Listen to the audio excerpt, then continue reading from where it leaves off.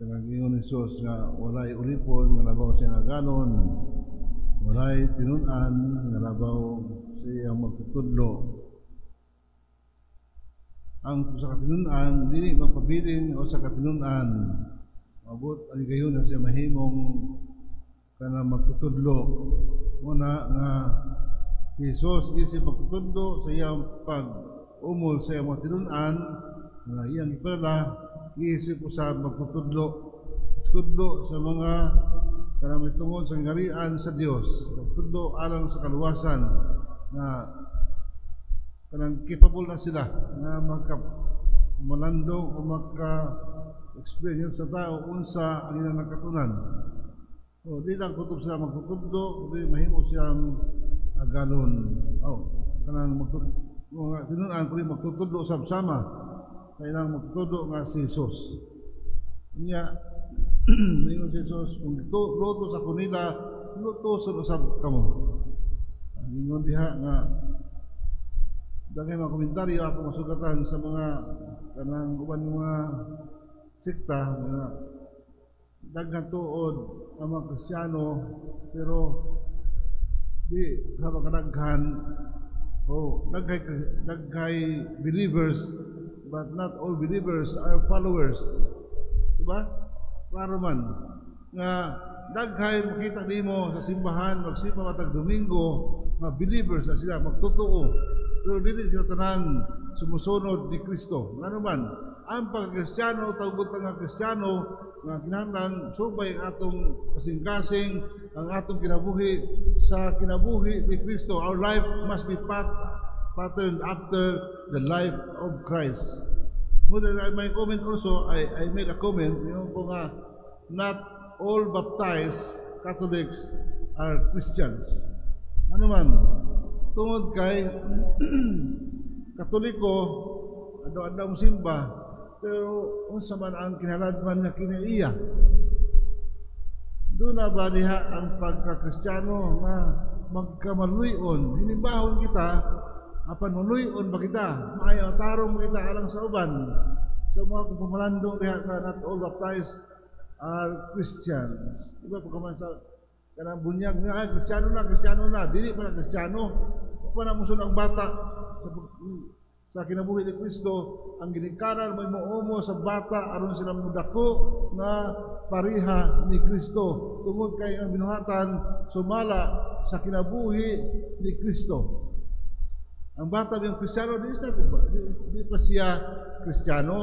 Ang pagkabunyagan, di pa sunod nga Kristiyano, kay pulong Kristiyano, nagsunod na siya.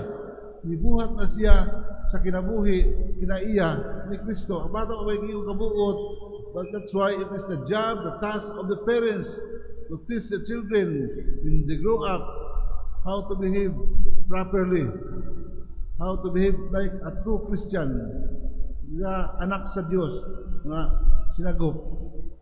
So, umol ang bata, nga mahimo, nga maayo, nga bata magdako, nga iisip, usa kabinyagan, nga mahimong hupuli, nga mahimong maayong Kristiyano, diya sa katiringban, sama kang Kristo.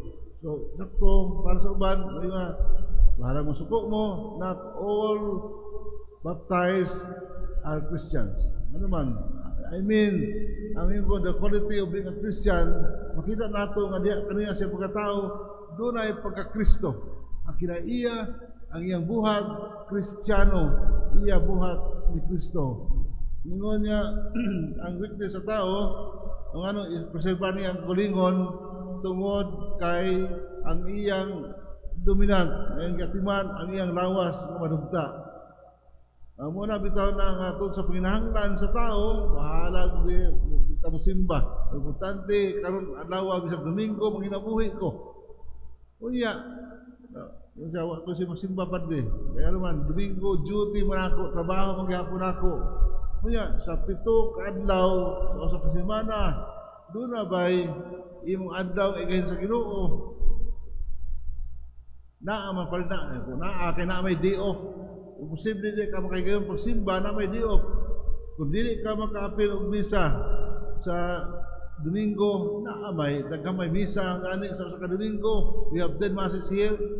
sa uban naghanman yapon, pero there are many masses around, churches around nga naay misa where you can choose from when you attend the mass. So mo naging ako na ang ato lamang tungod kay kapoy, yung kapoy man padre, kapoy ang Ginoo ora makapuyan nimo. Kanunay ang Ginoo atuman kanimo. Unya si kabalakas ta mga butang, panginahanglan normal man ang balaka ta.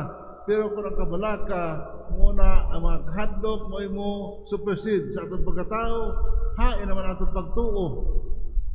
Dili ta Kristiyano. Kaya atay magsalig ang Kristo. Naingon pa ni Kristo sa Mateo nga the same gospel that we have heard today. Ingon siya, kanabang ang tumatao nga kanunay na balaka, mga pagano. Di ba ta pagano unta, pero ang atong lihok kinaiya pagano. Muna nga gingon ni Jesus, tarawa ang mga langgam